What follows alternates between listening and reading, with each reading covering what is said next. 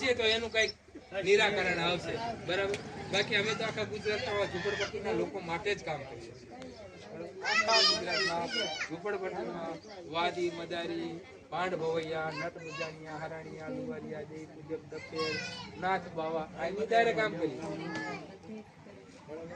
એટલે તમામ પરિવાર નિર્ણય આવે થાય એવું આ ભાઈની ઈચ્છા છે. તો હું કહું છું કે કઈ વાંધો નહીં, બધાને તમે ભેગા થાવ, બધા ભેગા થાવ એટલે આપણે બસ અરજી નાખી દઈએ. જેને મળવા પાત્ર હશે, જેના ડોક્યુમેન્ટ હશે, બરોબર. પછી દાખલા તમારે બધાને છે, જાતિના દાખલા તો જે છે એ કેટલા ઘર હશે અંદાજિત આપણે પરિવારના જેટલા હોય છે ને તમારે નાથ, તમે નાથ બાવા છો ને કે બાવાજી? નાથ બાવા. તો નાથ બાવા બીજી કઈ કઈ જગ્યાએ રહેશે? બીજકડી રે, રાજકોટ રે, જુનાગઢ રે, બાબરા, રાજકોટ. હા, તો બાબરાની અંદર નીલવડા રોડ ઉપર રહેશો, ભરતનાથ ને એ દાંદુ જ છે, ઓળખો તમે, બરાબર.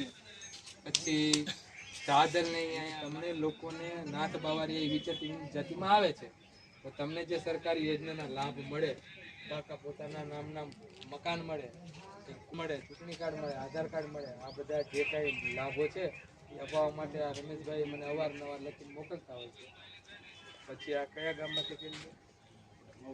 ડુંડા છોકરી એ કરી છે, અહીંના જ છે. તો તમે બધા એક મત કરીને ભેગા થાવ. તમે ભેગા ક્યારે થાવ? એવું નહીં, તમારા પરિવારમાંથી અરજી કરી તો આ તમારો પરિવાર આમનું કેમ એડ્રેસ ન દે? ડુંડા ચોકડીએ રહે છે એ પરિવારની અરજી ના ભાઈએ કરી. હા, ઓલી તપાસ આવી ને 2 જણાની કરી, એમાં 2 ના કઈક ફેર થાય કે જે કઈ હોય 7 જણાનું એ રીતે કેસ કર્યો કે ભાઈ આ લોકોની ઇતના છે અને તમને પ્લોટ પાડો એ હરના રજા છે બધા અમે જ કરી. તમે જાગીરી સબ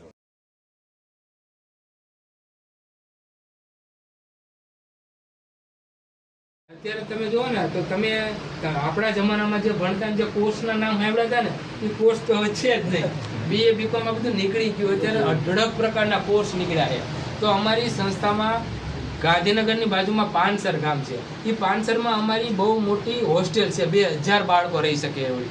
એ હોસ્ટેલની અંદર તમે તમારા બાળકને ભણાવવા હોય કોઈ પણ ફેકલ્ટીમાં, કારણ કે ત્યાં બધી જ જાતની સુવિધા છે, બરાબર.